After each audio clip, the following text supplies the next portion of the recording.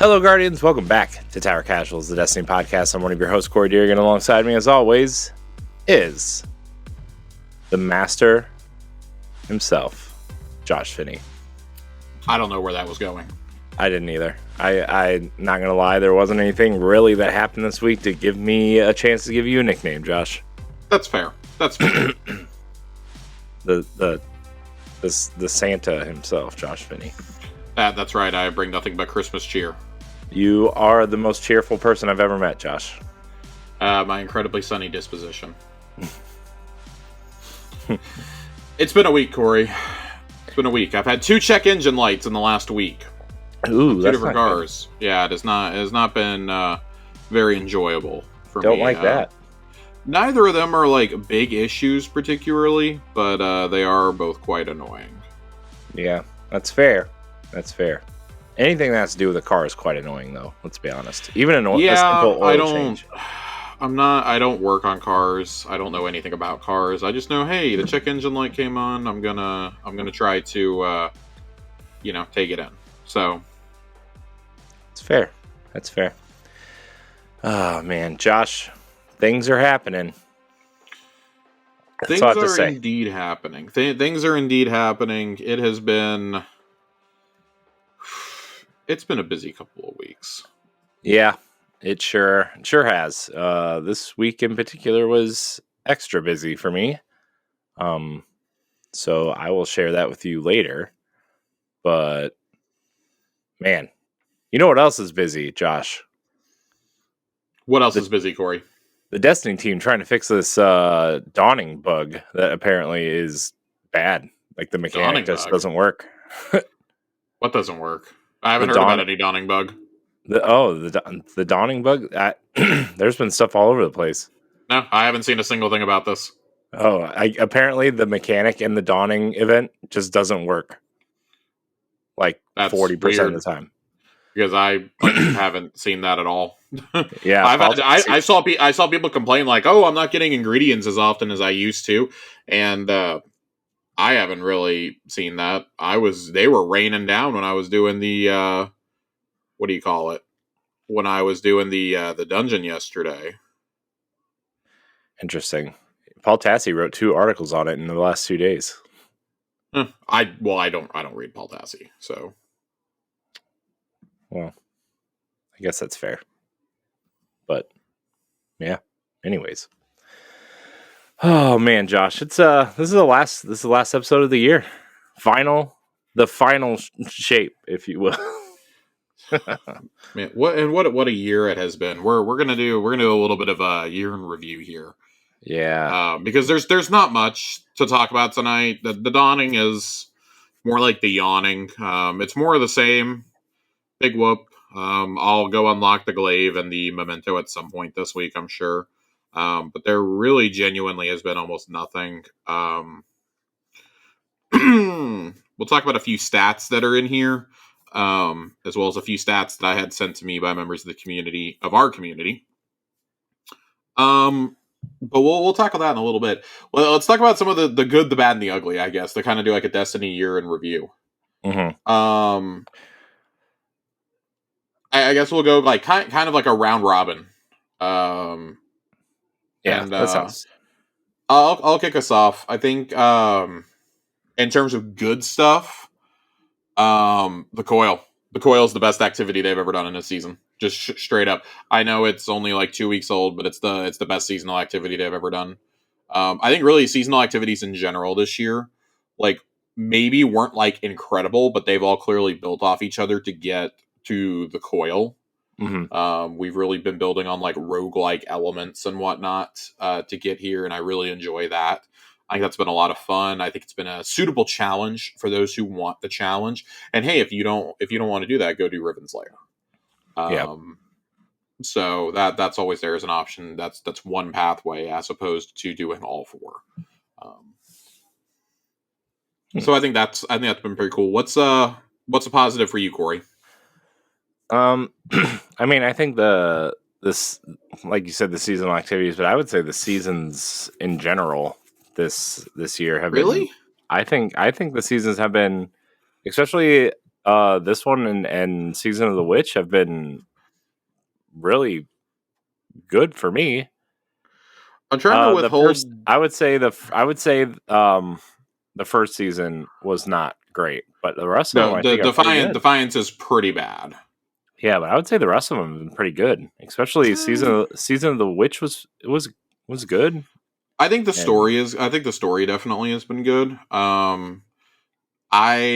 haven't really been the biggest fan. I wasn't the biggest fan of deep dive. I think deep dives are cool with the Josh, we got mechanic. fishing. Fishing was fun for a day and a half. Um, Again, just overall not the biggest fan. Um, I think Witch has been good. You're on the money there. I think I was just so exhausted, and that's a personal thing. I think I was so exhausted by that point that I just didn't really want to acknowledge that it had been a good season. Plus, like Um, everything that has happened within the last 2 or 3 well, yeah, months, I mean, Bungie, I think right? Like, the story was never in doubt, in my opinion. yeah, Um, I I, think the I, story has been pretty solid overall. yeah, I'm saying like maybe like sometimes the things that are happening at the studio overshadow the game sometimes, and it's not been a great couple months for Bungie in general between like the HR stuff we talked about earlier this year, and obviously the layoffs, and now the Sony stuff that's kind of coming out. Like, Yeah, it's been a pretty negative year for the company, but I try my best to separate the company from the game sometimes. and I mean And that's kind of what we have to do. I think you hit the nail on the head. It's been a pretty rough couple of months for Bungie as a studio. I think really it's been a year. When we think about Bungie, I mean, it kind of started off with Lightfall, right? Like we've talked at length about the kind of mid reception to Lightfall. Um, I think that's been something that didn't necessarily go underreported. I think it got overreported in a lot of ways. Um, it's definitely been a struggle to watch them try to bounce back from that initial pretty bad reception as far as like the story and the plot line went. It was like it's kind of the first time I think since Shadowkeep where we were like, where exactly are we going with this? right, Like Shadowkeep still felt like a pretty self-contained expansion, like the expansions usually are. Um, but having the pyramid ship really like, and I think it would have worked as a standalone story in a lot of ways, Eris and trauma and things like that. But the pyramid ship kind of like flips everything on its head, right? And yeah, then that kicks off like this storyline that ultimately leads to the pyramids showing up in arrivals and the planets disappearing, and then Beyond Light happens, and the Witch Queen happens, and things like that. I think we kind of gotten used to like the seasonal stories can be a kind of like whatever. Like we'd had pretty strong seasonal storytelling, I would argue, overall since Arrivals. We'd forgotten like how rough an expansion can look for Destiny. hmm Um, in terms of the story. And I mean the story, like whatever. I think they walked a lot of that back with Veil Containment and with the Witness's origin cutscene from Deep, which for me is like one of the highlights of the year, right? yeah, Um, definitely, but I think that the fact still remains that fans expect a premium product when they pay a premium price, yeah. and you should you should we critiqued it on this show. I think we were a little bit more favorable towards it than a lot of folks were. Um, Yeah. and I saw this question pop up on Reddit earlier today, like, oh, should I see that Lightfall's on sale? Do I have to get Lightfall to enjoy Destiny? Should I get it? All I see are bad reviews, and it's like, well, yeah, you should still get it because I mean, I still think there's stuff worth playing in it. hmm I think Strand alone is worth the price of admission, personally. Yeah. Especially if you can get it for like half price. You can't beat that. I think it's the same argument I made with Beyond Light. I think Beyond Light was overall pretty disappointing, but Stasis was so good that it was like, Yeah. yeah, it's totally worth it just to get for Stasis. And I don't think that's like necessarily good for the game's long term health. I don't think it should be like an every other expansion is a must play experience. Yeah. Um, or like every third expansion is kind of the cycle that we've gotten to. But at the same time, like expecting these to be good every single year is like expecting Call of Duty to be good every year. Like it's just not going to happen. It's Yeah. effectively an annualized franchise. Like think of like World of Warcraft trying to pump out an expansion every year. Yeah. That's why, like we proposed on this show, like, they should probably shift to like an 18-month release window for a release and support window for an expansion, or even like up to 2 years maybe. Yeah, especially And if episodes, like 3 episodes a year, yeah, if that kind of routine takes off and the episodes are good, right? Like yeah. you could probably go 2 years without an expansion and just rely on 6 episodes in between each expansion. Maybe. I think it's harder to do with a console, but with a console heavy game. I think like PC players are more conditioned to that. But even like, you look at MMOs like ESO. ESO puts out a quality expansion every year. You know, Yeah. they Yeah. put out a quality expansion. They do seasons. They do all this support. And yeah, granted, it took them a while to get into that mode, but like they had a rocky launch, but they've been pretty solid for like 6-7 years now. Yeah. Final Fantasy 14. Nobody has to tell us. Realm Reborn had to happen for Final Fantasy 14 to be worth playing. Right. And, now it's rightfully so. It's probably the most celebrated MMO on the planet right now. Yeah. Um, That'd be a pretty tough thing to argue against. Destiny is in this weird place of like it wants to be an MMO, but it's a first-person shooter, and I think that's what Bungie's kind of having to wrestle with too. And we've seen that identity crisis happen so much this year in particular, with the new build crafting system and basically modding 3.0 in game, which I think has worked and failed in various ways. I am still not super in love with it. Mm-hmm. But that's more of like a personal gripe that I have. Yeah. I wish things were just like simpler in game. I'm not really digging the armor charge system like I did Charged with Light or like I did Elemental Wells. I think both of those systems were better. And part of that's because I'm stuck in my ways. I mean, I had like 1,500 hours using those two setups, right? Right. It's always going to be a little bit hard to come to it.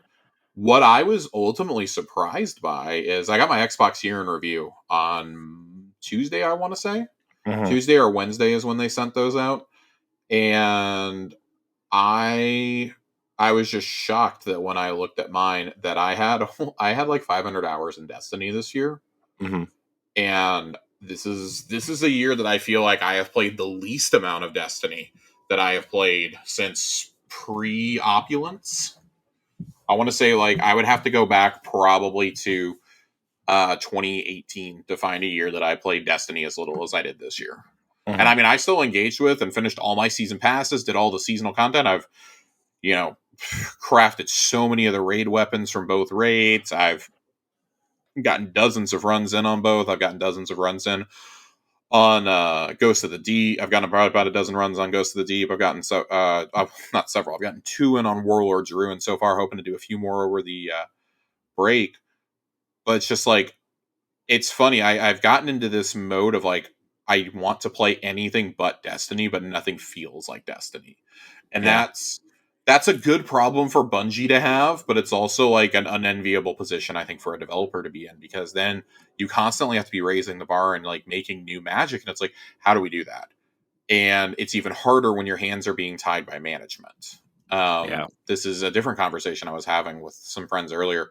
I'm going to be doing a Game of the Year stream in 2 weeks, and we were talking about Starfield and how Starfield's probably not on any of our lists, on any of our respective top 10 lists. And when you and I reviewed it, Corey, I gave it an 8.5. Mm-hmm. And that's roughly in line with what its Metacritic is an 85. And I says, in a typical year, like that would probably be good. That would be good enough to be like probably like 7 or 8 on my list. Mm-hmm. In a year like this, though, like that's enough for it to get bumped off in favor of something truly unique. And I think that's kind of how I feel about Destiny right now. Is like I like it. I still like how it feels. The abilities, the gunplay, nothing feels like Destiny. I love the story. I'm just so tired of the seasonal model. I'm tired of feeling like I'm doing the same stuff over and over and over and over and over again. That's why MMOs have never stuck for me. I don't like doing the same shit for like, years on end. Mm-hmm. It's just not fun to me. That's why I think Yeah. Diablo was such a breath of fresh air. Like, even though some of those corridors, like, and some of those dungeons started all feel the same, the first time I went through them, they were fun. Mm-hmm. The World Tier dungeons were fun. I enjoyed the story. I put probably 100 hours into Diablo 4 this year. It's been harder and harder for me to come back to Destiny after playing games like that I've been enjoying with my friends. I mean, I play a lot of Fortnite. And I didn't play as much Fortnite this year. And then all of a sudden they come out with 3 brand new modes. And I'm like, well, shit, I guess I'm playing a lot of Fortnite over the break. 3 truly unique modes, too. Just as I was starting to wonder, is my interest in Fortnite waning? And then they come out with this. So Mm-hmm. I do think there are things that can still be done to improve the health of the game. But this is the 7-month season could not come at a worse time. That, I think, is like kind of like the underscore on all of this is, despite with all the layoffs, with the controversy at the top of the studio. There was an HR controversy earlier in the year that we covered on this show, and the kind of like lukewarm reception to Lightfall as a whole. A 7-month season is the last thing you want to come out and announce, along with a delay to early summer, which they've never released a game in June ever. Yeah. Congratulations, you're launching between the major showcases. You're launching a week after Memorial Day. You're basically dropping your raid the weekend that folks traditionally do their, what was E3, rest in peace, conference weekend. So are Yeah. you still gonna drop it then, or are you gonna save it for another week? Or are you gonna drop it at the end of that first week? Like, how are you gonna do the dungeon? How are you gonna, or the raid now? How are you gonna do the raid now? How are you gonna keep us engaged at the end game until that point? And like, well, we detailed what they're gonna do, and it remains to be seen how effective that's gonna be.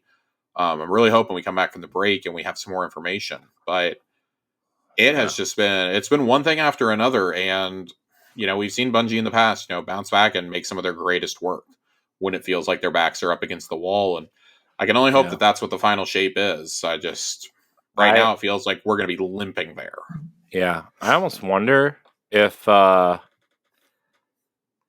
wonder if the June release date is a fiscal quarter thing where somebody, probably Sony, said you need to get this out by here or you are done with your leadership is done um type thing. I do think that's probably part of it, if we're being honest, because the delay of the final shape pushed it out of Sony's entire fiscal year. From what I gathered, it's basically it's pushing it out of their entire 2023-2024 fiscal outlook. So that's a little curious to me. I do think it allows them to have like a tee up. Okay, you got a couple months to build it up. We're not releasing anything between the end of March and the beginning of June. Nothing else is on the docket. You're gonna have like 2 months of runway there to just promote the hell out of it. That's when Into the Light is going to be starting, and then you're going to probably have you're going to probably have a PlayStation Presents showcase that third week of May. So that'll give you one more chance to promote it. And man, you gotta hope you knock it out of the park there and convince some people to come get it. The Witch Queen got added to PlayStation Plus for users a little while back. They gave away Beyond Light as a PlayStation Plus thing earlier in the year. Yeah. Um, you gotta wonder, like, at what point do they just add the old expansions to it? Like, Yeah. okay, we're not making money. Like, let's put them on here, and maybe they call Microsoft up and say, hey, we want to make a deal. Yeah. I don't think that they'll ever do that, but like maybe you try and make a deal. You know, and it's like just for console Game Pass. Like, we're not going to allow it on Windows because we still want people to buy on Steam. Them giving it away on the Epic Store kind of makes me think that something like that may be in the works. But I think that's the only way that you're really going to get people interested in the final lead up to the end of this saga is if you do that. And good luck if you're Bungie. Good luck right now. I do not want to be in Joe Blackburn's shoes right now because I have a really bad feeling that if this doesn't get if they don't pull it off, I have a feeling he's the one who's getting the axe, not Pete Parsons or Jason Jones. Yeah. And that's a really unfortunate place to be. He's in a pretty unenviable position. I was reading something from one of the devs who got laid off at the end of October, and they said like they've been sleeping like 12 hours a night since they got laid off because they're like, I'm not like crunching, I'm not overwhelmed with work and meetings and things like that. Like I'm actually sleeping consistently well. Like I'm feeling good for the first time in years. This is someone who had been there for like 5 or 6 years. So like just a little bit of insight to like what it's like working at Bungie. Like I think Liana tweeted out earlier today that like there were days where sometimes she had like 12 to 15 meetings in a single day. Yeah, And I believe that's it. fucking bonkers. Um I don't know. Yeah. It's there's so much stuff happening behind the scenes, and there's been so much that's happened in game that's gotten such a, I wouldn't even say like negative reception. I'd say like lukewarm. And then like it feels like we take one step forward and then 2 steps back. Like we had Joe's great response to the state of the game that was written. Yeah, he came out and gave us that impassioned video, talked about the PvP strike team, about map packs, about all these changes they were going to start making. And we were like, hey, maybe things are going to start working out. And then like a month and a half later, the other shoe drops and you've got people getting laid off in mass. 90 people get laid off at least. Jason Schreier is reporting that the final shape's delayed to June or was delayed indefinitely, not necessarily June, but that it's delayed and that Marathon's pushed into 2025. And like Sony really can't step in and say you're done with Destiny right now because they don't know if Marathon is going to be profitable. Like at least Destiny for right now is profitable, but you're going to lose a lot of your bigger spenders probably once Final Shape is done. I have Yeah. not shied away from talking about how I feel about Final Shape as a whole. Like, I see that Hmm. kind of as like I'm viewing an off ramp essentially to keeping up with this on a weekly basis. Like, as soon as something drops, I'm covering it, I'm playing it so I can talk about it and I can break it down. Like, my time is coming to an end because I've had 10 years of it now. Like, Yeah. it is exhausting to keep up with. Yeah.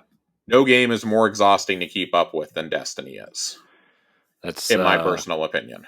I mean, that's not wrong. I mean, Yeah. it's they say they want people to play other games, but then like every week, like especially for hardcore people, like you have to be in it. You have to be in it. Yeah, and I think like this year also and this is something that A1 Johnny and I have talked about a lot over the years. Destiny largely was succeeding the last couple of years and could get away with like having a bad season or something or like a lackluster seasonal model because there really wasn't a ton of other stuff coming out. Like we would break off, play a game and then come right back. This year alone in terms of games that are 50 hours or more, you had Tears of the Kingdom. You had Pikmin 4. You had Remnant 2. You had Baldur's Gate 3. You had Diablo 4. You had Starfield. You had Phantom Liberty. You had New Super Mario Brothers Wonder. You had, and I know that's not like the same thing, right? You had a complete revamp to Fortnite. You had, you had new Call of Duty, Call of Duty, whatever, right? But like, I know I spent a lot of time in there over the last couple of months. You've had, Hogwarts Legacy. You've had Avatar. You've had 3 Persona games drop.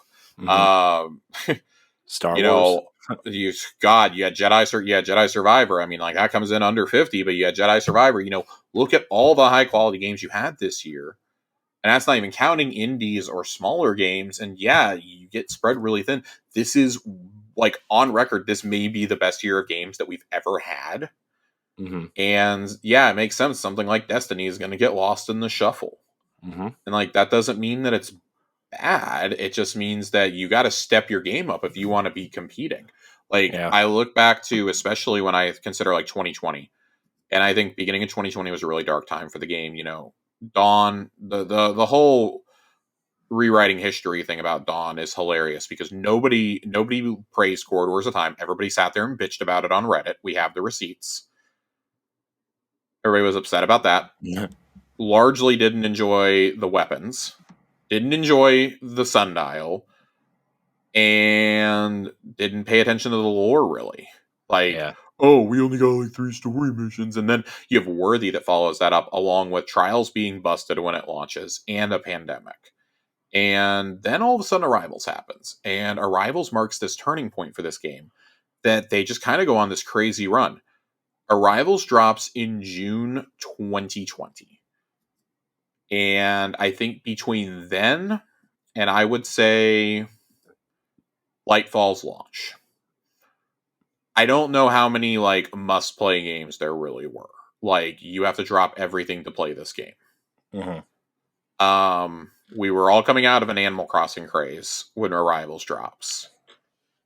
And I mean, like, in terms of like FPSs, and multiplayer games, I'm really struggling to think. I mean, Fortnite had some incredible stuff. Zero Build definitely provided probably like the biggest draw, right? And that was last year, though. That was a 2022 thing. Yeah. God, it's been almost 2 years since Zero Build was introduced. That's wild. Well, I mean, now they have all that stuff now too this year. That's like going to revitalize Fortnite as a platform in general. Which is crazy because like Fortnite was never hurting for users, but now it's like it's breaking records every other day. Yeah, I mean that Rocket Racing looks cool. Rocket Racing is it's fine for its first iteration.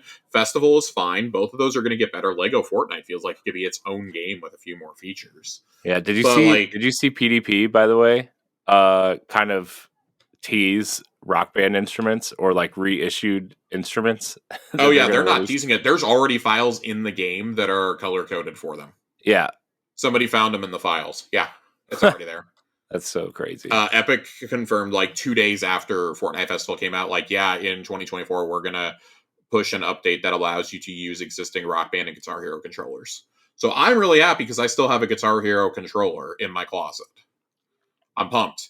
But like, it's things like that that are starting to suck the attention away. I look at the last couple of years and like Battlefield 2042 was a flop. The Call of Duties of the last couple of years have not been good. Like, they really lucked out at every turn. There really wasn't a big MMO to draw people away. And then this year, all of a sudden, everything happens. Everything comes out at once this year. I mean, I left Final Fantasy 16 off that list. I left Spider-Man 2 off that list of like games that have sucked us away, right? Like, it's impossible to play everything you want to play, to like consume all the media you want to. Like, I largely have stopped watching TV shows because I just don't have time. Yeah. I don't go to the movies as much because I don't have time. But I'm using that time I would have spent doing either of those things gaming. Because that's where I want to spend my like media time. And it's just so exhausting. Like, and I think for a lot of us, trying to keep up with an ongoing game has just become exhausting. Yeah. Like, and as much as I love Destiny, and like I keep saying it, like, no game feels like Destiny, no game has the abilities and the gunplay. Something has to change going into 2024 to keep the player base here. And I don't know what it is anymore. We're not gonna really like dive into it because we've talked about it so much. And there's really nothing more we can say until we get the April showcase, which is going to show us more of the final shape, until we see what Into the Light is, and until we see what wishes, like those weekly progression quests, are going to be, which I'm not holding my breath on that one. If you are, congratulations. I'm personally have zero expectations for that one. All my hope is kind of being banked on Into the Light right now, which is happening in April, which is, I mean, we don't know what release dates really look like for the year yet, but it's going to be a busy year across the board. If you know anything about this industry, it's going to be a really busy year. So, yeah, I mean, January and February are already filling up. January and February are basically just like continuing this year. I expect, March to start filling up, and, April, we've both said that we feel like Hellblade is coming in April. Stalker 2 has to come out at some point still in those first couple months. And I'm scared thinking about all the RPGs that are coming out in the back half of the year, like Avowed. So it's just like it's hard. It's hard to figure out how you're going to spend your time. Yeah, it's going to be man. I mean, I would say I feel bad for Destiny, but like this was going to happen at some point, right? Yeah, especially with the release that they just released this year, right? I mean, Lightfall. We've talked about it. It didn't do it. Yeah. We talked enough about it. You can go through our Lightfall campaign review or, any of the annoyances we had during Season of Defiance. But, I think that's kind of the Bungie story. Like, oh, we're rebounding, Destiny's rebounding. And then, something happens either in or out of game that causes everything to crash. Yep. And come crashing back down to earth. So, I don't know. I guess I just kind of like want to end this like kind of end of the year discussion on like a hopeful note for next year. I do hope that they really nail it with the final shape. I do think that, I think that it's finally dawning on them, no pun intended, that Ah, the final shape is the literal, we've said it so many times over 10 years, it's the literal make or break moment for the franchise, though. Like, is this franchise going to be able to continue, or is this going to be like the last moment of glory? You yeah. know, I that's wonder. kind of the point that you're at. I mean, I wonder if the studio almost feels that way too. It's in some Oh, I at would say some they, I degree. guarantee they feel that way. You know, like, are they It's still like, it's excited? impossible not to, I think. Yeah, I mean, like, are they still excited to work on this after the final shape comes out? I mean, obviously, I think the final shape stuff is probably pretty much wrapped up, and they're just polishing. But uh, I wonder, I wonder what the quality dip or increase will be after the final shape in those first couple episodes will be. Yeah, I'm curious. I mean, like, for by all accounts, the people who are still there are there because they want to be there. I mean, at this point, if you're at Bungie, it's and you're not specifically on the marathon team, it's because you want to work on Destiny. Right. Like, you want to make this game, and that's still where the vast majority of the studio is at. It's just, we've talked about it before, but like, I don't think Bungie necessarily took the hit by leaving Activision, but losing Vicarious Visions and High Moon did way more damage than anything else has done in Yeah. terms of like the health of the game. We have a question that's gonna come up tonight that asks, would you rather have 3 raids or 6 dungeons? And it's funny that we even have to sit here and consider that, because once upon a time that didn't have to be a question. Right. The first 24 months of Destiny 2, you had 7 raids and 2 dungeons. Yeah. That's a wild statement to say. 7 Now, raids. granted, 2 of those raids were raid layers, but you Yeah, had but five raids, two raid layers, 2 dungeons, because that counts, the first 3 releases of, yeah, Destiny 2, Curse of Osiris, Warmind, Forsaken, and all its seasons, and then base Shadowkeep. yeah, And then you look at the years since, and you're like, oh wow, like, we kind of had to fight to get 2 raids a year, and 3 of those have been reprised raids. yeah, And like, that's fine that you're bringing that into D2, because everybody likes that content. That content deserves to be played by everybody. But man, it is rough. I think things are in a pretty rough place, and I'm interested to see what the game plan is going to be here. So I'm going to kind of reserve judgment on the future until we see that showcase in April. And God, I just hope we get to April with our sanity intact right now. yeah, yeah. I mean, to be fair though, I think you and I at least will be distracted by other things that maybe we won't. Destiny won't drive us too crazy with how long the season is, obviously, but I don't know, man. It's going to be a tough one. Yeah.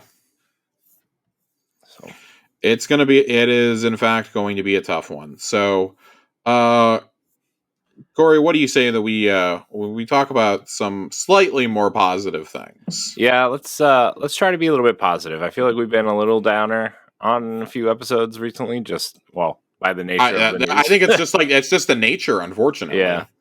yeah. So Um, let's give a little plus here, Josh. yeah, let's jump in. There's not much in the final TWAB of the year. Um, we're going to talk about this real quickly though. There's some Fireteam Finder statistics here. Some of the stats, for example, the top 3 activities where we've seen groups form via Fireteam Finder. Dungeons, 43.3%. No surprise with a brand new dungeon being 2 weeks old. Mm-hmm. Raids, 26.5%. And this one caught me by surprise. Free roam, 21.1%. Ooh, free roam. Lost sector completion rate by Fireteam Finder groups. Aphelios Rest, 84%. I don't know why you need a fire team to do that one, but okay. Bay of Drowned Wishes, 77%. Scavenger's Den, 73%. Skydock, 4%, 73%. And The Quarry, 70%. Those are really interesting. I'm curious to see why we are grouping up to go do lost sectors, but okay then. I mean, if you're trying to get new people in and they're trying out the game for the first I time or guess, whatever, but I mean, those are probably like a group of the easiest lost sectors in the game. Yeah. It's not like we're trying to take him to do the Niamuna ones or something. Yeah. Josh, I'm just trying to be nice, okay? I'm not. I'm not. I said I was going to be positive. I lied. Um, This is they Josh's have positive. they have an article in here about how much the Bungie Foundation has done this year. $3.2 million raised for charity this year, including $730,000 raised for the combined relief and recovery efforts in Turkey and Syria after the February earthquake, and in Maui when the August wildfires left the island in ruins. 47 wishes granted for Make-A-Wish, including a very special wish day for a Destiny superfan, Wyatt, at their corporate headquarters. And 3 new partner organizations onboarded into the Little Lights program, bringing our total of 14 across the globe. And there's a little video here from some of the voice actors, including Nolan North is one that's in here. I don't know who else. The video just refused to load for me repeatedly. But yeah, so that's cool. They're going to be doing the Game to Give campaign again, the 5th anniversary from January 18th to February 4th. So that'll be kind of cool to see what's going to happen there. We have some final statistics for the year, Corey. Hit me with them, Josh. I found these to be really interesting. I think they're worthy of a little bit of discussion. We do have a question about these too, so I want to get to that question when we get here. The crafting. There were 2.8 million weapons crafted during the crafting, of which 559,000 were the Amit AR2 auto rifle. Our friend Joe Aces ran that with Voltshot Incandescent. It was really funny to watch. Crota's End, 16.4 million attempts by 1.1 million Guardians, which equals out to 6.2 million clears by 690,000 Guardians. Root of Nightmares. Root of Nightmares blew my mind. 28.7 million attempts by 1.6 million Guardians, 14.8 million clears by 1.2 million. Warlord's Ruin. Keep in mind, this is 11 days old as of the time of this recording. Already up to 4.9 million attempts by 687,000 Guardians, 2 million clears by 528,000. So that's good. That's got a pretty good ratio of attempt to completion. Yeah, that's pretty good. And then Ghost of the Deep, 19.8 million attempts by 1.3 million Guardians, 8.4 million clears by 1.1 million Guardians. Our question about this tonight comes to us from Ronnie, and I want to make sure that I get to this. Do you guys personally think this is a balance that they have achieved with the stats showing more than half more attempting versus half clearing? Have they found just the right method or balance of difficulty, no matter what the echo chamber super fans say? I mean, I feel like this is something they've been working on for a long time, right? Yeah. And so, I mean, this is definitely better than the stats that they were giving out for Destiny 1, right? Where like, those stats were just atrocious of attempts versus clears versus how many active players there were, right? So I think their balance is definitely getting way better. I think they've struck a good balance with dungeons in particular, just because I think it's easier to wrangle 2 friends than 5 friends, right? But I don't know. These numbers seem pretty positive for me. I mean, you could always do better, and obviously they're always going to balance and tweak and change and do all these things. But overall, I feel like these numbers are pretty good, except for the fact that like the amount of Guardians playing seems kind of low. But maybe that's just me. So I would say this. First off, the end game has always been pretty low, I would say. I think that having over 1 million Guardians attempting / clearing raids and dungeons is a really healthy number for the player base that has fluctuated wildly this year. I do think they finally have struck the difficulty gold mine, though, because when you look at, we all said, oh, Ron was too easy, and that was really easy. It is a very easy raid, to be completely fair. But you look at Ghosts of the Deep, I think Ghosts of the Deep had the right amount of challenge. I think that Crota had the right amount of challenge, especially on week one. I think that was great compared to Root of Nightmares. You look at how many teams really struggled to get Crota done. It was the lowest weekend one completion since Garden of Salvation, I believe. That's Yeah. pretty good. It's Considering this has been a complaint by the hardcore community since Deepstone Crypt. I thought that was pretty impressive. And then Warlord's Ruin, really, really like that. That's off to a great start. I'm sure that those numbers are going to spike over the holidays. yeah. But I mean, that's showing that like even so, like 600,000 people have at least attempted the dungeon, and almost 600,000 have cleared it. Yeah. Those are pretty good numbers for the first 11 days. Yeah.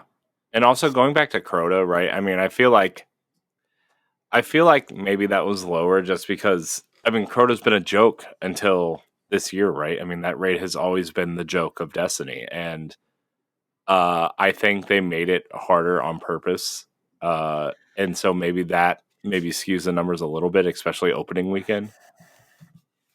I mean, opening weekend, it was a wild success. They had so many people trying it out opening weekend. Yeah, no, Um, I mean like the clears and you know what I mean. I Like guess I feel like I just feel like Crota is in a way better spot now. I'm trying to put a positive it spin is. on this, right? Like I know. I mean, I think Crota is absolutely a positive thing. Like you look at it, 690,000 unique guardians have cleared that raid, and it's only been 4 months. yeah, Like I think that's pretty good. Root of yeah, Nightmares, by comparison, has been out for about 10 months and 1.2 million guardians, and that's a much easier raid to me. yeah, I do find it interesting that almost the exact same amount of guardians have had at least one clear on Ghosts of the Deep compared to Root of Nightmares. That's the interesting comparison for me. But I yeah, do think that like ultimately I think these numbers probably settle out in the 20 to 30 million range, for the typical activity. yeah, Um, but I do think that this shows that like people are coming back. They're coming back for loot. If they feel that the loot is good, they're going to keep coming back. Like Root of Nightmares has 28.7 million attempts and 14.8 million clears hmm because the loot was good. Say what you will about that raid, the loot was good. The loot is good yeah, in Crota. I yeah, don't really feel that way about these two dungeons as much, hmm but I think that's more of like, oh, I would love to see what the numbers were for Ghosts before Fire Team Finder. yeah, I don't think it got a huge spike. Just to be totally clear, I don't think it got a big spike. I'd also like to see like how many Crota attempts were put in after Fire Team Finder went live. hmm I think now with the addition of that tool in game, you're going to see these numbers only climb, and that's good. But that's also relying on like your hardcore rating fan base sticking with it. Like this, if you were to average this out, that means the average Guardian, it would be saying like, oh, the average Guardian's doing like 7 clears of Root of Nightmares. yeah, And we know that's not totally true. Like, I mean, my total clears probably like I probably got like over a dozen clears in it. hmm Um, I Ghost of the Deep. Ghost of the Deep, I think, is a little skewed though because we were all cheesing the final boss like the first weekend it came out. oh yeah, So I do think that like I would be interested if this is full attempts or if this is just like you loaded into it at any time and started. That yeah, would be my data point that I'd like to see, and I have no idea how you'd even report that. yeah, But I don't think that there's any danger. I think they have finally struck that balance. There's nothing wrong with yeah, having a somewhat easier activity because you look at this year, and I think there's been plenty of challenge. You've had the tier 3 deep dive or tier 7 or whatever they were deep dive. You yeah, have the coil. You've had Ghosts of the Deep. You've had Warlords. You have Warlords Ruin. You have Crota. You've had sufficient challenges this year. You have the Coil. You've had the Vexcalibur mission. You've had Wicked Implement. Like there have been challenges this year for you. If you desire that, they are there. hmm Like oh, there has been challenge this year. oh And if yeah, you still don't think that there is, like, then that's probably a personal thing for you. And two, maybe this game just isn't for you anymore. And like I think that's a healthy thing to be able to admit. The problem is though, as we've seen time and time again, like we've said a million times tonight, there's no game that feels like Destiny. yeah, So how do you, and I think like, how do you reconcile that with like wanting more challenge? And I do think the answer is probably to give us more difficulty options. Uh-huh. But I do think that tease up like, well, you got to figure out how to do rewards for each of those to make them feel rewarding, but like make it feel to where like those who aren't killing themselves to do the top thing aren't getting screwed. Yeah. So it's an interesting balance. I'm curious to see how they're going to take this into episodes, because I think changing the seasonal model will change how they approach difficulty overall. Yeah. But we'll see. Yeah. That kind of puts a bow on this final Schwab, Corey. Yeah. I'm going to say something a little bit maybe controversial. Maybe not. Hit me with your controversial thoughts, Corey. I haven't really been paying a lot of attention to the Destiny community lately. I haven't either. To be honest. I try not to. But I actually think Fireteam Finder will probably maybe hinder people's experiences more than actually helping them and discouraging them from playing in-game activities like raids and dungeons. Now, granted, you're going to have those few, like back in the day on Halo 2 voice chat, you added a friend because you guys were playing together and, you know, you used to meet people online that way, right? But, like, this almost feels like with today's internet and people and how dumb everybody is, I almost feel like Fireteam Finder is going to be a hindrance to this game in some way. If you don't already know people. Personally, I don't think so at all. We've been using out of game LFG for so long, and I've had bad experiences with those where it's like, oh, how do you even like figure out how to report people? Here you're like in with them, like you're in a group together. You can tag your posts, and like if somebody can't fucking read, then that's their own problem. But like you can set it up however you want. I do think it allows more options than a traditional LFG filter, like the one built into Xbox allows for.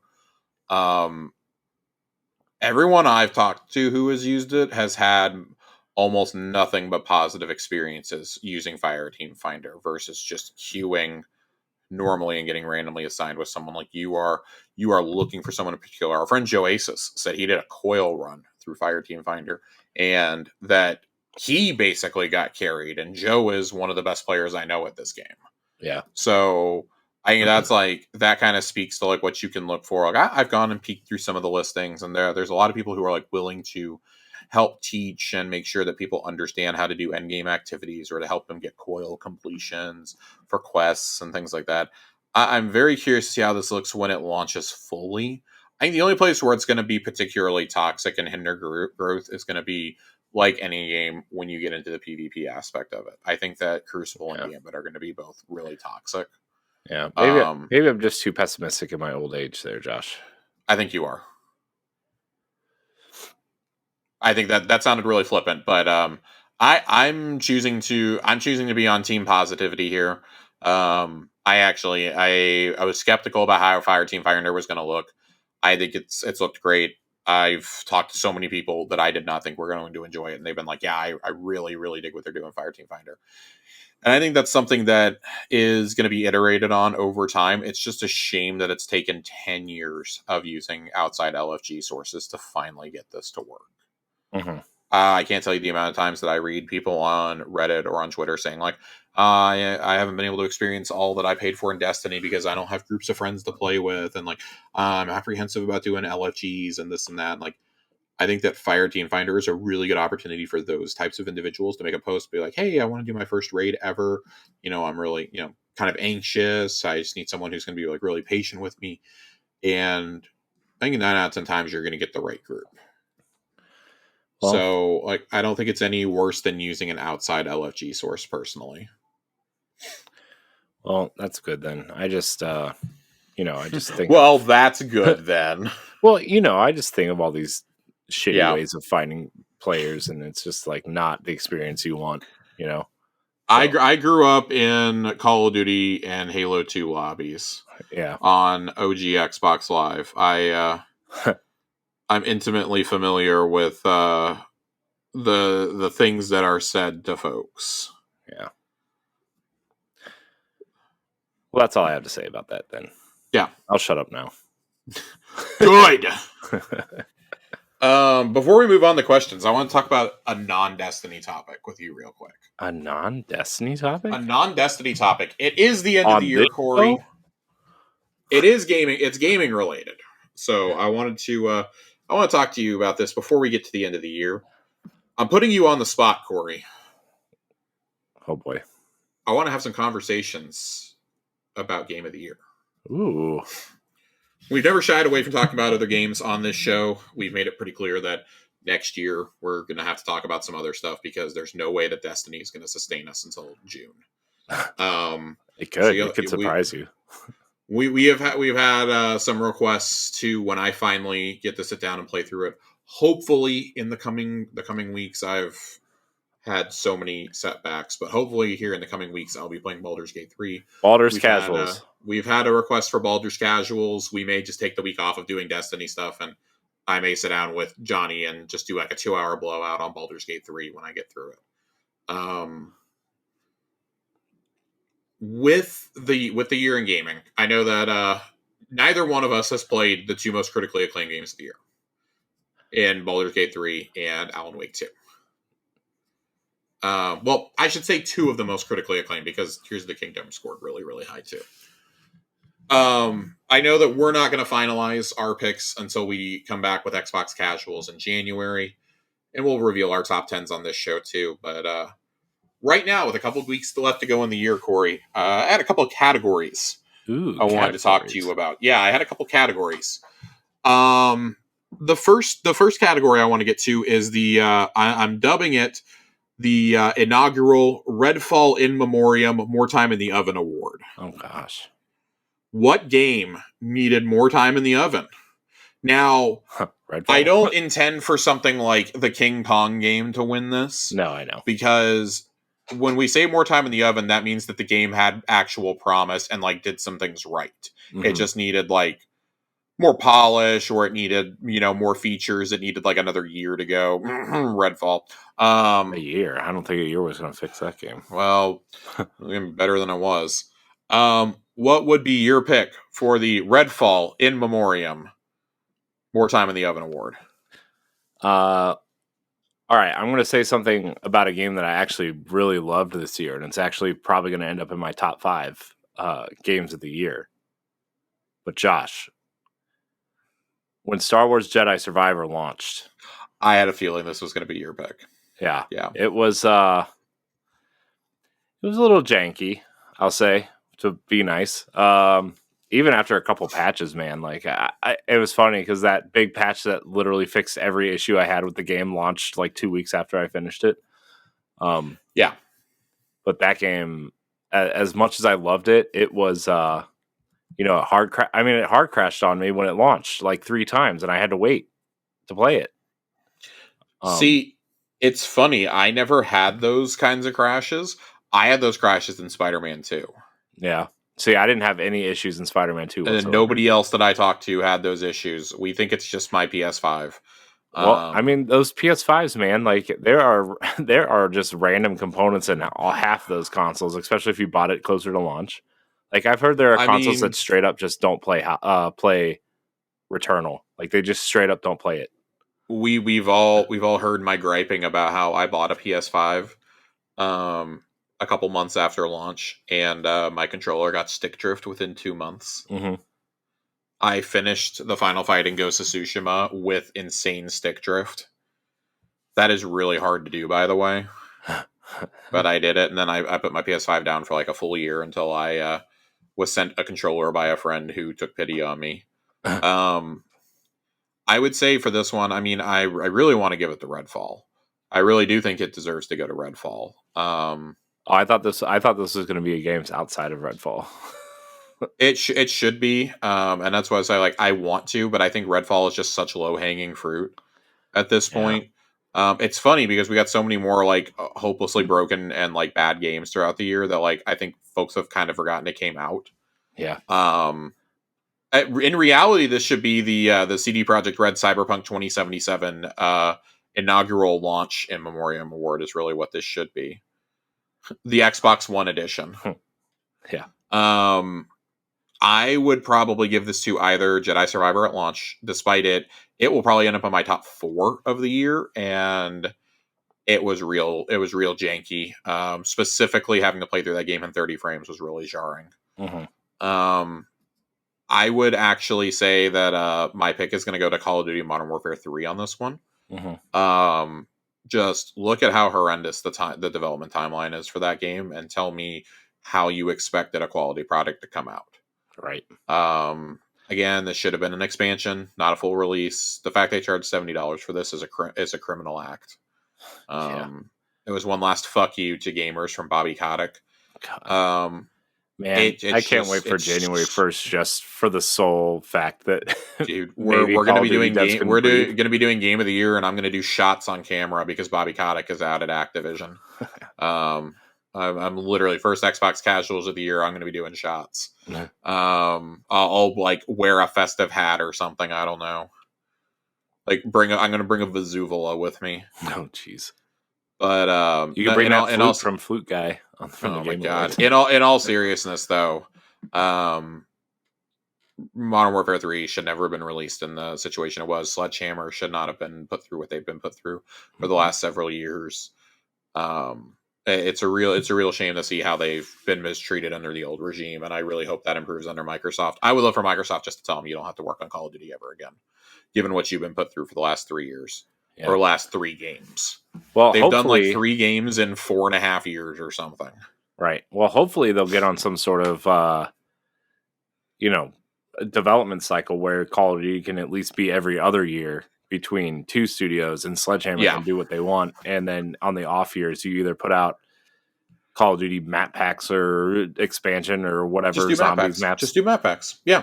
Or like get on a development cycle where like Halo can somehow become relevant and fill one, every 4 years or so. Well, I suspect that like Halo and Gears will fill those off years. Yeah. That would be my pitch if I was running Microsoft. Or Perfect Dark, Best narrative of the year. What was your favorite story of the year, Corey? Oh man, Jedi Survivor might win that category too. I have a very late contender running into this category. I started Sea of Stars last night. And I would finish the game before you put that up for nomination. Sea of Stars. Listen, Garl alone is carrying hard right here. How far are you in the game? About 6 hours. Okay, well, this game is making a strong. It's making a very strong push into my top 10. It's closing in on top 5 status right now. Yeah. I'm really in love with it. I didn't expect to like it at all. I would say that right now, I mean, my top 2 probably are Final Fantasy 16 and Jedi Survivor. I'm going to give the slight edge to Survivor. 16 really falls apart for me as you get close to the end. Yeah. You got to play the DLC, Josh. It'll fix everything. No, it won't. I have it on good authority. The DLC does not fix anything, which is a bummer. Yeah. I would say I had one other one I was thinking of, and it's not Tears of the Kingdom. No, it's not Starfield. I mean, Phantom Liberty. Phantom Liberty is pretty high on that list for me. Yeah, I mean, you gotta. I mean, I know CD Projekt Red messed up real bad when they released that game. You got to give it to them for sticking with it. You really do. Like, when we joke, I joke about how like the In Memoriam game should be named after them, but like in all reality, I think that's truly one of the great redemption stories in gaming. Like that's a game they had already sold 15 million copies of before it even came out. They had no obligation to go and do everything that they did. Yeah. And instead, I mean, 2.0 feels like a brand new game. So it shouldn't have taken 3 years to get to this point, and I think that's just completely unacceptable. Hate that they're only doing 1 DLC instead of 2, but it's a damn good DLC. Yeah. I mean, for me, I think it's got to be Jedi Survivor. I haven't finished Final Fantasy 16 yet. That's one of the games on my list to finish over the break. Okay. I also haven't played Cyberpunk, but I hear amazing things about that DLC. Cyberpunk. If I had a gun to my head and had to pick a game of the year today, it's Cyberpunk Phantom Liberty. Yeah. Yeah. I don't think it's not particularly close for me either. Yeah. I'm going to say Jedi Survivor for me. I love those characters, and I just, man, this is the best Star Wars thing they've put out in a long time, in my opinion. What's your favorite performance of the year? Man, Favorite performance from like an act, like the actor. Or, Yeah, what's what's your favorite performance in a video game? I'm gonna go ahead and answer this one for me. Okay. I'm going Cameron Monaghan from Jedi Survivor. Yeah, I mean that's a close one. I really also like the guy that plays Clyde in Final Fantasy, though. Ben Starr is a national treasure. Protect him at all costs. He's fucking great. The best meme out of the Game Awards is it's a tie between his face with the light on him or Sam Lake dancing. Those are the two best reactions from the Game Awards, I think. Yeah. I understand why Neil Newbon won this. Everybody I talked to who's played Baldur's Gate 3 is like, yeah, it's Neil. But I'll ride or die for Cameron here. I will. I also want to shout out Matt Mercer did a great job as Ganondorf. Matt Mercer does good in everything. As much as I hate, I every time I hear the meme of Daddy Dorf, I want to vomit in my mouth because it pisses me off so bad. He did do a great job of making Ganon feel imposing and scary, and I mean, obviously that helps with the. You animations. mean this Daddy Dorf? Oh my god, I fucking hate you. But he was a great Ganon. So he's also the villain in that new VR game that came out, the Wrath of Asgard 2, and apparently it's the best VR game ever made, according to IGN. Well, I'm gonna reserve judgment on that because Half-Life Alyx is pretty goddamn good. Yeah. Ryan McCaffrey reviewed that game. Shout out to Ryan McCaffrey, who's the Asgard's Wrath. Yeah. No, that's Travis. That's Tie Guy Travis from the Last Word podcast. Oh, I only watched the video and it was voiced by Ryan. So yeah, Ryan does the voiceovers. No, Travis wrote it. He was shocked. He says it's the first 10 out of 10 he's ever given at IGN, and it came in with 15 days to go in the year. So that's only on MetaQuest, right? Yep, he says it's the killer app for the MetaQuest, which I've been toying with the idea of getting a MetaQuest sometime next year, and this kind of solidifies that I'm going to. Yeah. Very stoked about that.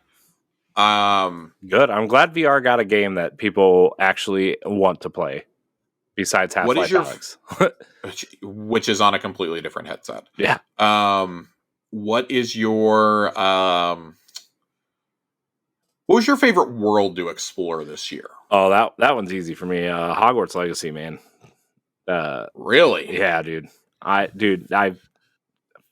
fucking love that game so much. It's I love exploring that world, man. It was great. I think I got two here. I'm gonna say that I loved both the primary planet that you go to in Jedi Survivor. I don't really remember the name of it. I know it's like really linear all over the place, but the fact they did so much with one planet was really cool. Like the main kind of base planet? Yeah. Definitely not Jeddah. Jeddah is in the other direction. Jeddah fucking sucks. Yeah. Half it's just like a desert. Yeah. I think that the main planet Kobo is that what it is? Yeah. Kobo, it's really cool. I really enjoy that. I like how there's all sorts of different biomes there. I specifically love soaring through the air when you're climbing the old Trade Federation ships and whatnot. Mm-hmm. I thought that was really cool. Yeah. When you have to basically go Metal Gear Solid into one of those ships too. Oh yeah. Can I shout out Jedi Survivor also for I think it's the cleanest job any of Star Wars fiction has ever done, merging the prequels and the original trilogy in like a cohesive way. You know, like I especially like even Fallen Order, like when this game opens up and you are scrapping the clone ships while the TIE fighters are flying over, was like, I don't know, I just feel like they've done the cleanest job of merging those two trilogies. It's been really cool. I think I really love all the nods to the High Republic stuff that they did too. Mm-hmm. I think that was really interesting how they wove that in. Yeah. What was give me a couple of your favorite moments of the year in terms of games? Like, what were some of the like moments that made your jaw drop? I think I got one that's on both of our lists. I think if I can kick off with it. You kick it off, Josh. I'm going to try to be as vague as possible, just because I don't want to ruin this moment for anybody. The sword pull in Tears of the Kingdom. Yeah, I actually had 2 from Tears of the Kingdom. I have 2 from Tears of the Kingdom as well. That is, in my opinion, not only the best moment of that game and possibly of the year, it might be the best moment in the entire franchise. That reveal too was pretty cool. Even That though I kind of reveal, felt it was coming. it fucked me up. I cried. Mhm. I put my Switch down and walked away. Mhm. I Yeah. saw it coming too, Mhm. and I was not ready for it when I Yeah. got there. You saw it coming, but you didn't know how it was going to play out. I got there extremely early in the game too. Yeah. I pulled the sword before I even got to the second temple. Mm. Because once I figured out that finding each tier gave you a cutscene, I decided I was going to go find every single tier. Mhm. Yeah. So I was exploring Hyrule with like 4 hearts. Yeah. Wow.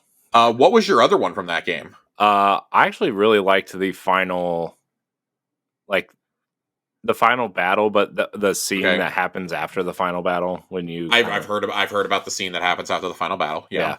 So that's it was just like a nice, especially now I could make a top 5 just from this game, I feel. Yeah, I really enjoyed it, and it means a lot more now that we know that the Breath of the Wild kind of setting is over. I think it's a really now I feel like I can just go play this. I think that kind of puts the nail in like a DLC discussion also. They already said there's no DLC. Well, I mean, I've heard that before from people, so Yeah. Well, we all know Nintendo doesn't like to do DLCs though. Yeah. And the fact that like they've already explored this world 3 times now, like yeah, you know, I mean that's part of why I couldn't even get through. I couldn't finish Tears of the Kingdom. Mm-hmm. I think that one of my other moments from that game is the first time you go into the Underdark and you realize, oh, it's not just this one area. There's an entire other map down here. Yeah. That is where the game got to be too overwhelming for me. Mm-hmm. Yeah. But the fact that there's entire plot lines down there is wild to me. Yeah. It is an exceptionally well made game, but I think you hit the nail on the head. This is my 3rd time exploring this world. I'm tired of it. I couldn't finish it. Yeah. Despite Did you play Age of Calamity? Or are you talking about the DLC for Breath of the Wild? A bit of both. Yeah. Bit of both. I never finished either, but I'm counting them as one whole. Yeah. I'm tired of this world. I'm tired of this part of the timeline. Take me back to a more traditional Zelda. I'm not saying you gotta go all the way back to like Ocarina of Time style, but like I don't know, give me like a 3D Beyond Two Worlds or something. I don't know. I really I think that was the thing that really not killed my love for this game, because I actually really love Tears of the Kingdom also, but like I spent 230 hours in Breath of the Wild and another 30 in Age of Calamity, and coming back here for a 3rd time. Like it just like I've done all this before, it felt like. Playing Tears of the Kingdom solidified for me that Breath of the Wild's the best game of all time. Yeah. Because I think that like when we talk about things like that, we think of where we were like in life and like what was going on at that time, and like, you know, I do recognize that Tears of the Kingdom does a lot of things better than Breath of the Wild, but it's also like it's overwhelming. I hate fucking building things in this game. That's also what killed it for me. It was like, I don't want to go collect resources to build this vehicle to go do this thing, because I'm done. I'm done. I did enjoy everybody's YouTube creations that I am clearly not talented enough to make. I would say that another one of mine is seeing somebody build like a fucking AC 130 and playing Credence over it. Yeah. A fucking Fortunate Son is kicking in while Link is carpet bombing Hyrule. Yeah. That was very funny to me. I don't think I laughed harder at a video game clip this year than seeing that show up on my Instagram feed. Yeah. Getting away from Zelda, I did have a couple of others. The assault on the lodge in Starfield is a truly great plot twist that I didn't see coming. Yeah. When you have to choose between your companions, and it's the 2 that you've spent the most time with. We come to find out eventually, like people found out afterwards, it's the 2 that you've spent the most time with that you have to choose. That was kind of a gut-wrenching choice, even though like the companions are really lackluster. It's still like, oh my god, like there's actually stakes to this game. And then I would say the first time you load into New Game Plus. Yeah. And you go to the lodge. Those are two of my those might be like two of my best moments of the year. Not might be, they absolutely are two of my best. Yeah. That moment in Oscorp Tower in Spider-Man 2. Yeah. That was really, really cool. Yeah. I really loved that moment. Any of the Friendly Neighborhood Spider-Man missions are up there. Yeah. I gotta say, I really liked Harry's story in that game, even though for me the story overall was pretty lackluster in my opinion. I really liked Harry's arch, and I would really like to see more of that character specifically. Specifically, the first time Harry uses the suit or the one power, the Spider Pals. Yeah, I want more of that. I just want DLC based on the Spider Pals. Yeah. So I think it's just it's so good. Yeah. It's very. And then I guess my final non-game of the year question for you is what's the best indie game that you played this year? This might be a surprise to you, Josh, but actually I really loved Ravenlock from Coco Cucumber. I'm genuinely shocked. I really enjoyed that game. I loved it.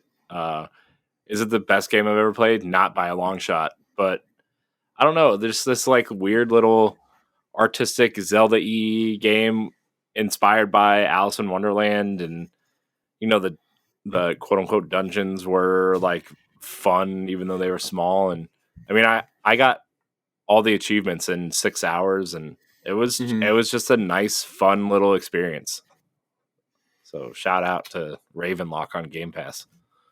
So I'm still working through my indies. Obviously, you guys heard me say that Sea of Stars is making a very strong last minute push to try and take this away. Right as of right now, if I had to decide today, it's Cocoon. Yeah, I haven't played Cocoon yet. That's a I've game got on my list. Cocoon and Jasant are my 1 and 2 right now. Sea of Stars is about to knock Jasant off, though. I'm really loving Sea of Stars. Also, it's not an indie, but it is a smaller budget game, and we didn't talk like best surprise of the year, but this would absolutely win it for me. Hi-Fi Rush. Yeah, I was gonna shout out to Hi-Fi Rush.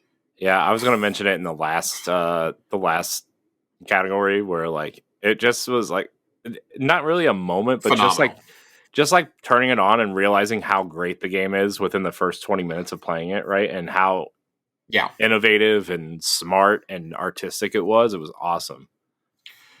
Yeah, it's so creative, it's so good, and I love that it came from a horror studio. Yeah. That does not want to be known as a horror studio anymore, according to Shinji Mikami. Yeah. Really, really happy for that. You know what? I think we're actually going to end it there. If you guys want to hear our Game of the Year picks, Xbox Casuals and Tower Casuals, both of those, first episode of next year when we come back from the break, we'll bring our top 10s to the table.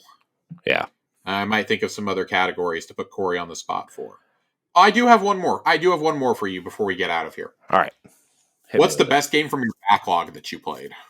A game that did not come out in 2023. Oh man, I actually have a couple that I finished this year. Give me two. Give me 2 or 3. Let me hold on. Let me pull up my list here. I have a list, Josh. I have a list of backlog games.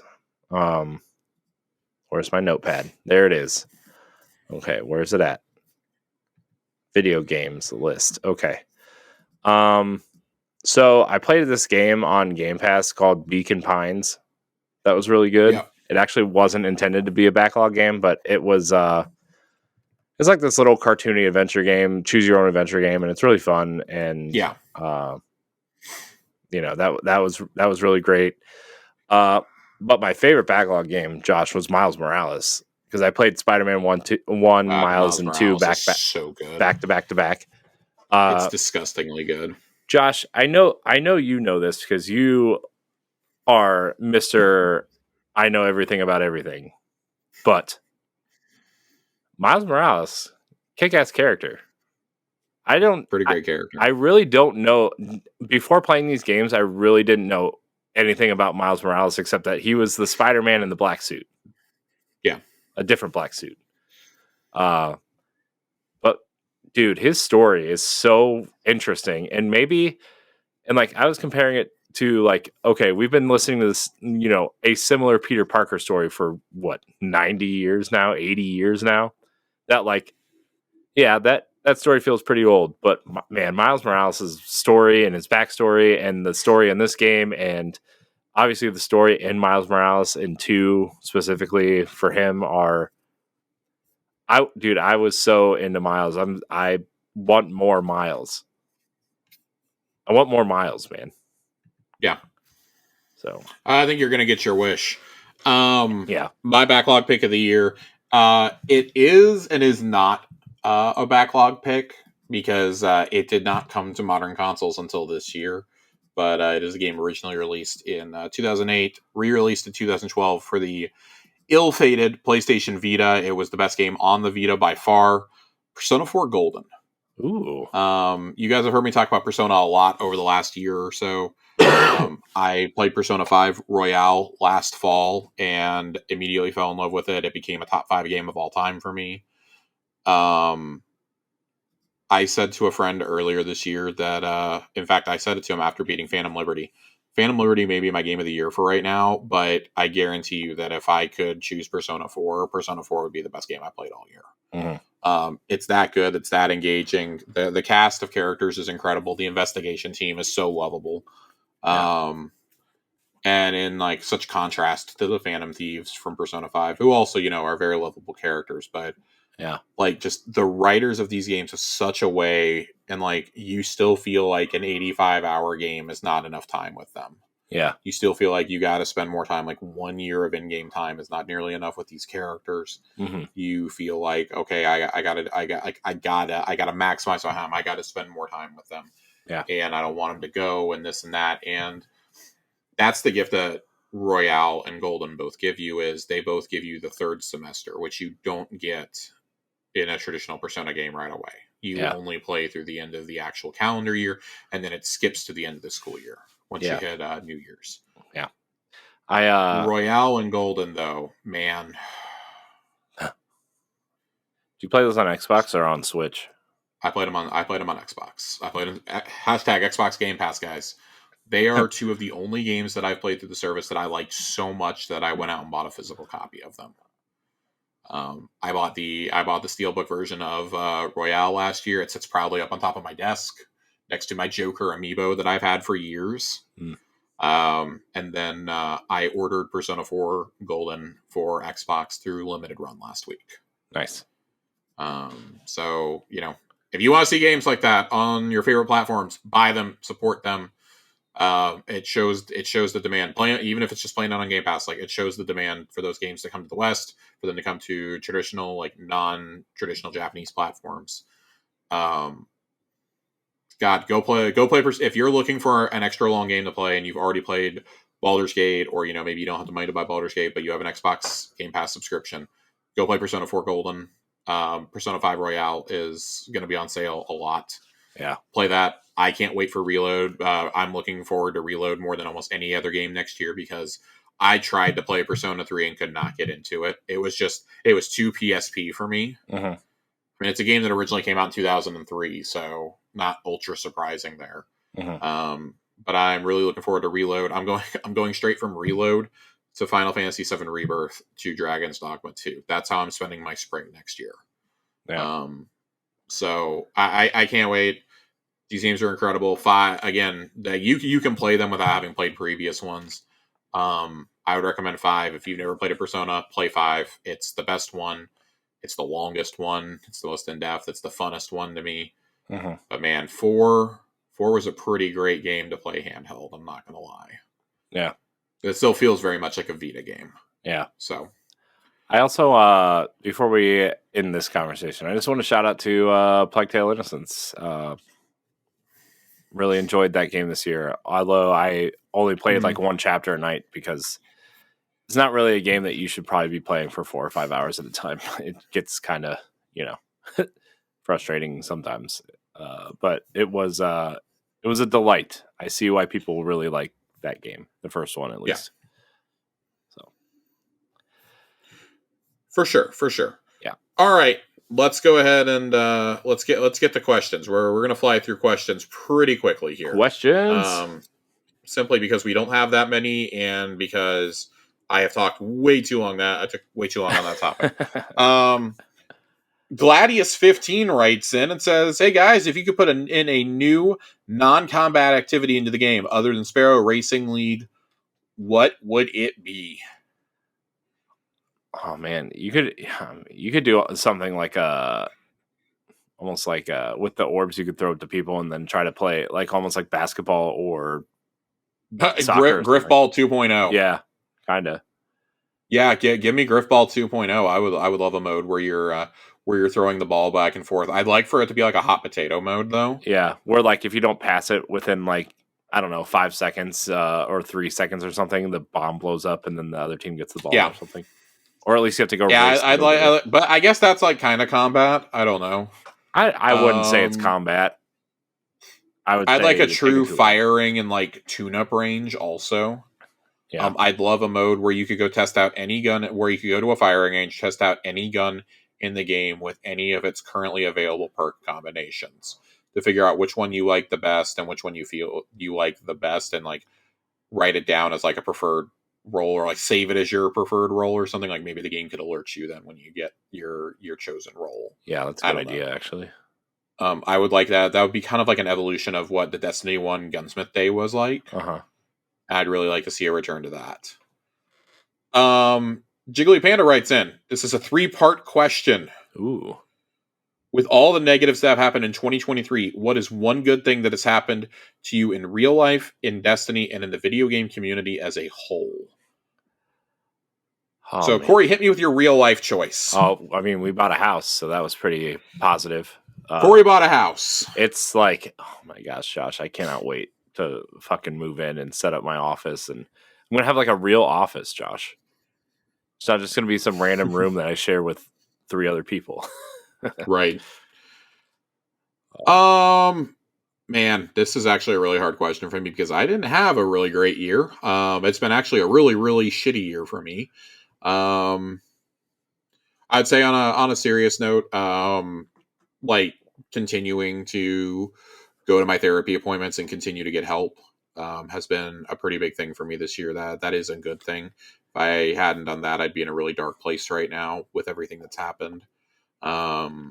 It's really helped keep me grounded and keep me kind of on the straight and narrow. I was having a lot of problems back at the end of March, throughout April and May. I tried to hide it on here as best I could, but I was in a really dark place. Yeah, if I hadn't been going to therapy like I was, then I don't want to dwell on like what would have happened. So I'll make that my good thing. Good thing in Destiny that happened, Corey.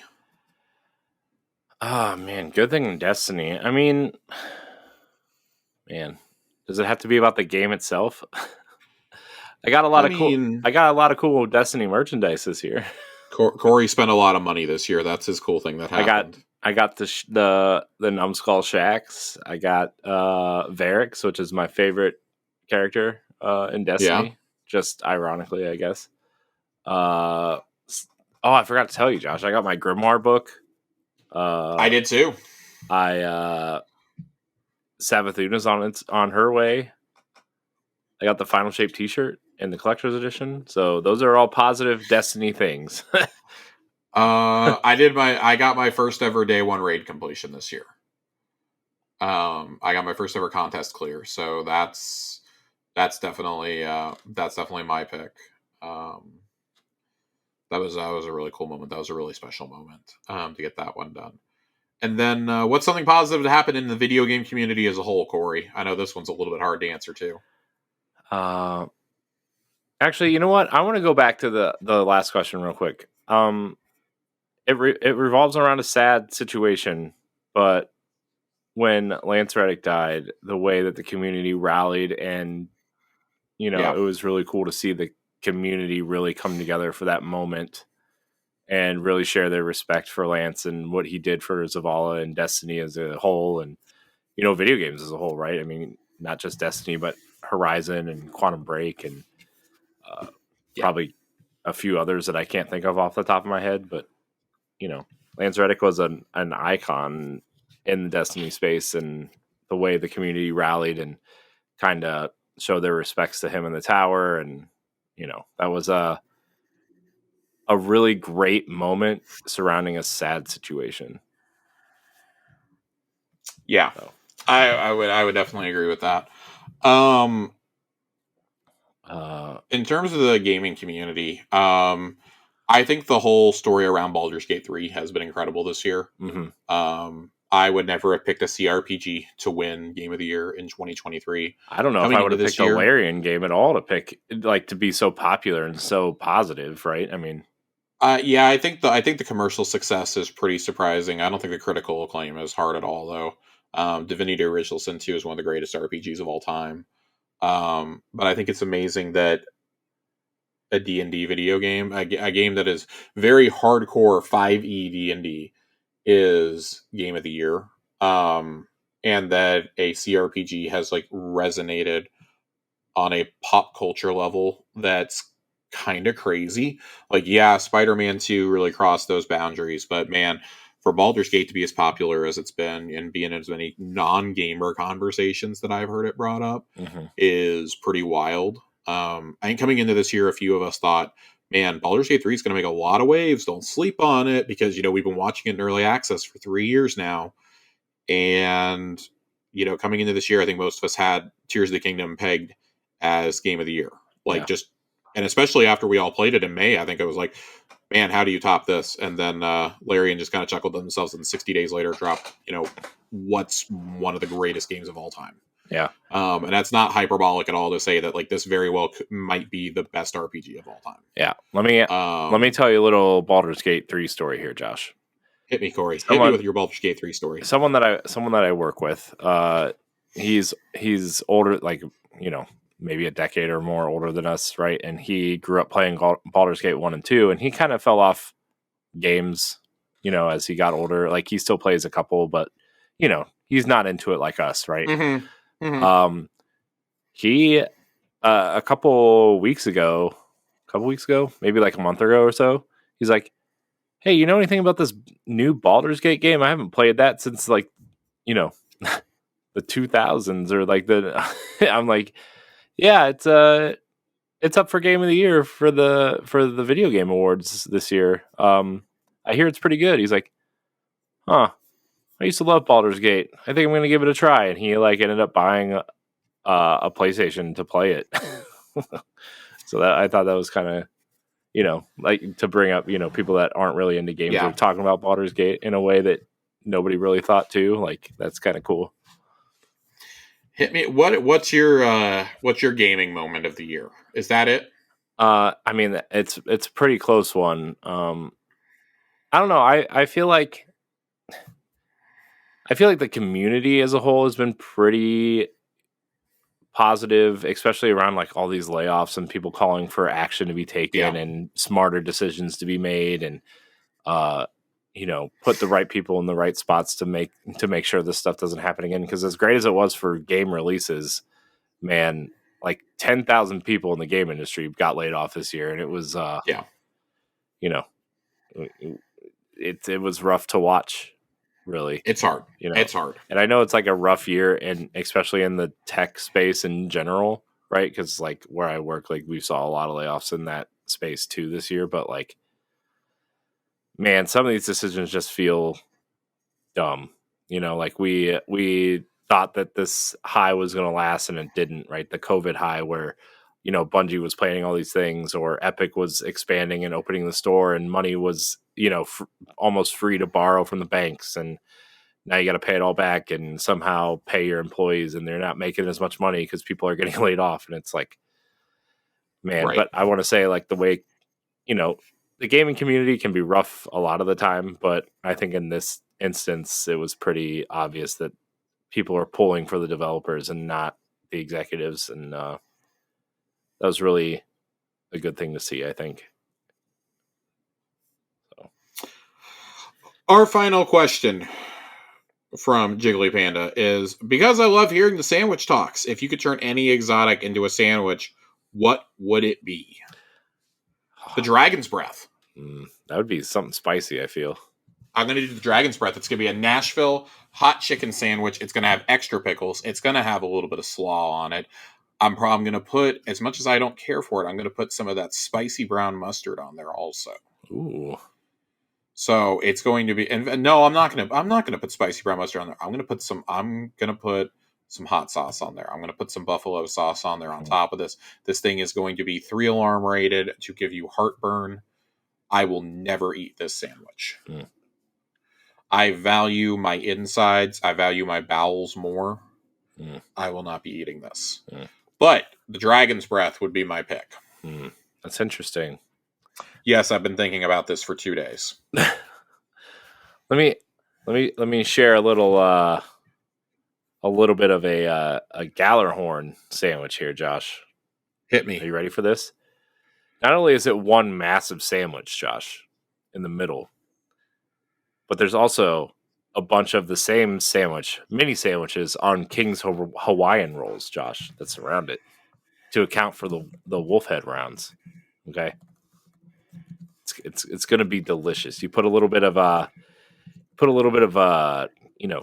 some seasoned chicken on there, some saucy chicken on there. You put a little bit of bacon, 3 different types of cheeses on there, Josh. You got your provolone, you got your mozzarella, you got your cheddar.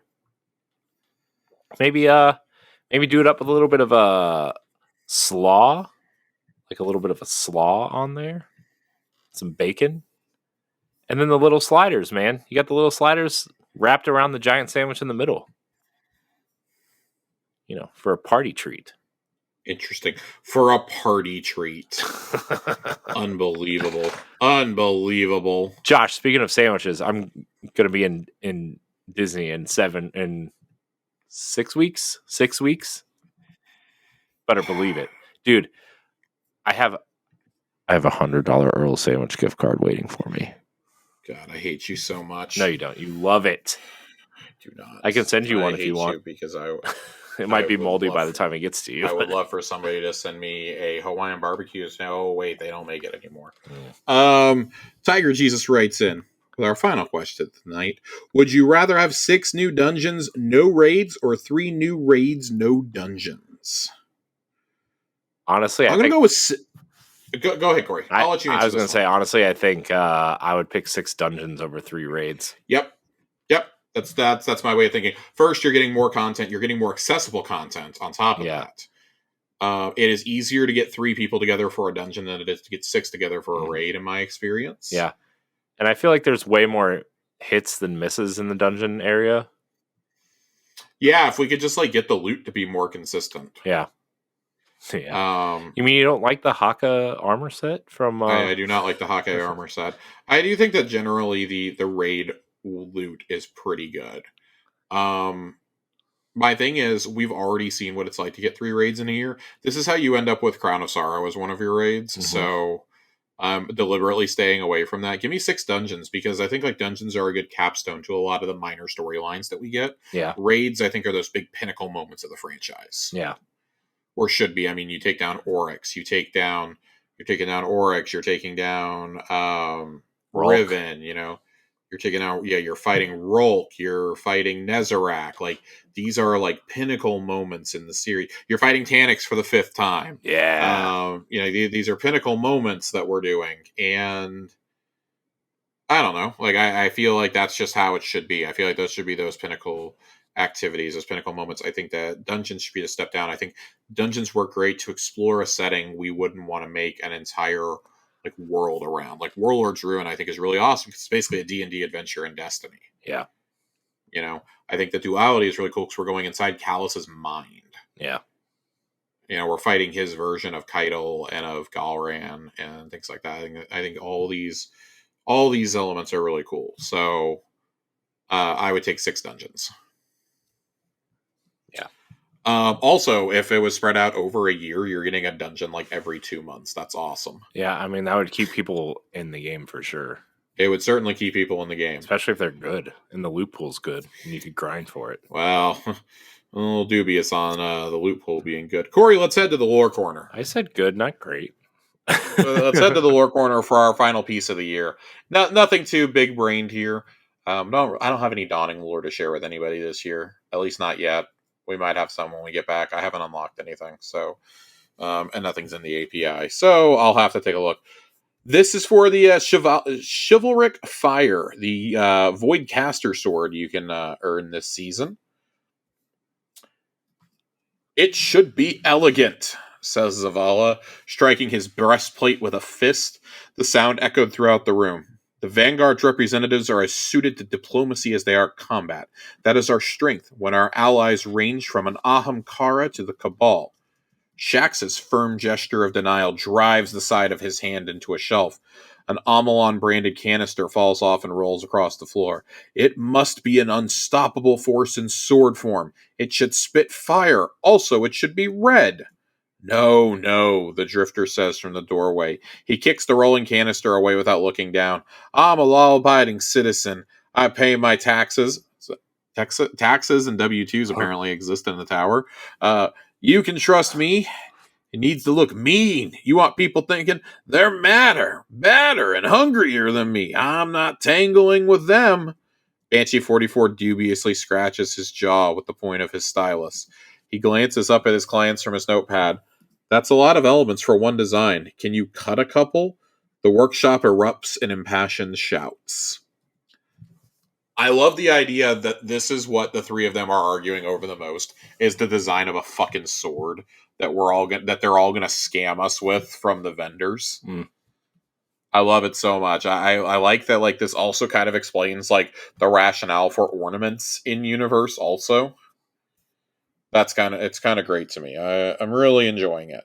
I want more interactions like this, and I wish we got some like this on screen. But sadly, it feels like we're not going to. I'm always going to read this in Lance Reddick's voice. Mm-hmm. That's a side tangent. We're probably going to hear Keith David sooner than later too, right?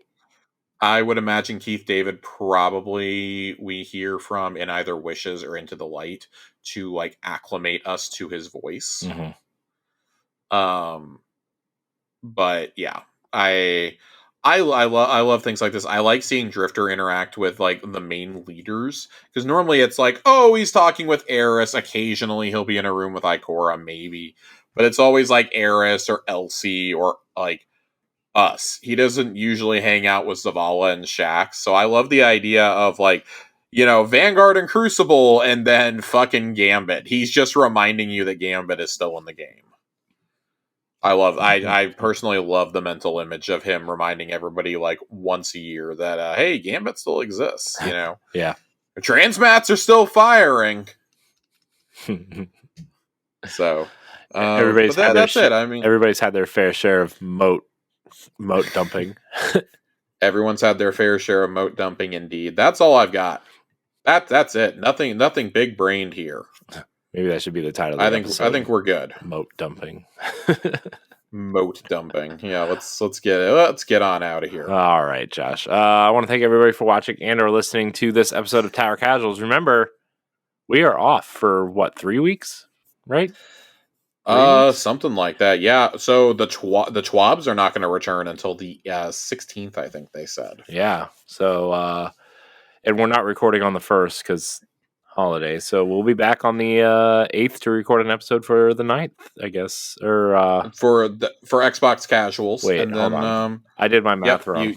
You've got your math wrong. Yeah, we will not. I mean, we should just go ahead and take that week off. Honestly, I guess it would be the 4th. I guess.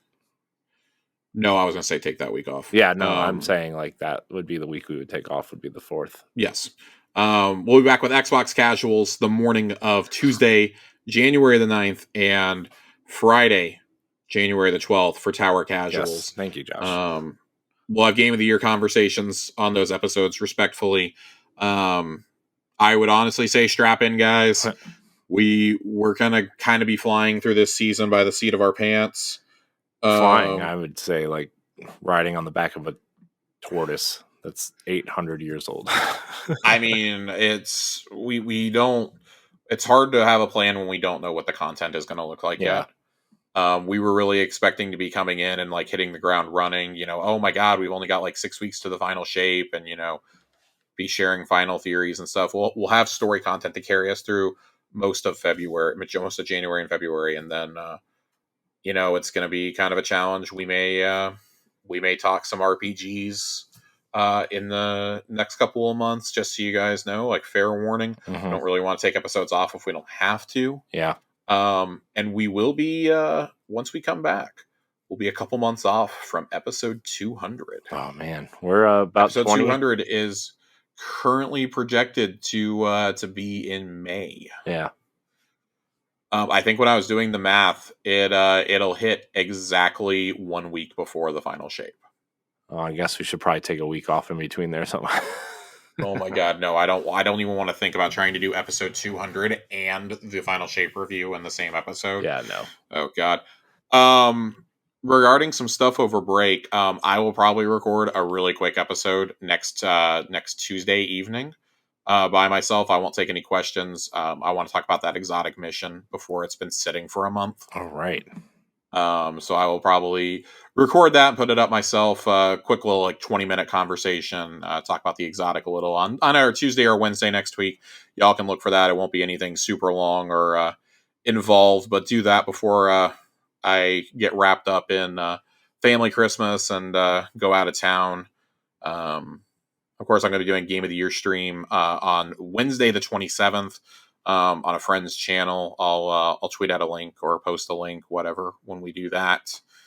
28th, I'll be doing Beermas. That'll be fun. We'll be drinking various beers for about 12 hours straight. That ought to be interesting as well. And then, Corey and I'll be back the second full week of January. We will be back. We will be back.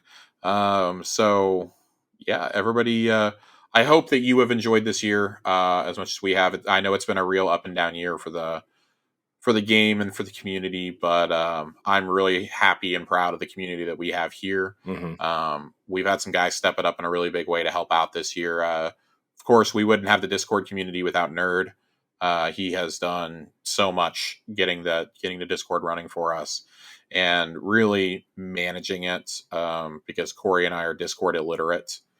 Ronnie and Saint have really stepped up these last couple weeks. They just did some emblem giveaways. Nerd is doing his cookie contest through New Year's Day. We'll be voting after that on your best interpretation of Christmas cookies or of the cookies in the game. I said that if I do not see Grandma or Mima's name in the recipe name, I am throwing them out. So I expect to see that from you guys. And when we get back from the break, Nerd has set up a really cool little tournament that we've already started assembling teams for in the Discord. We're going to do a dungeon crawl. He has set up some specific rules for said crawl.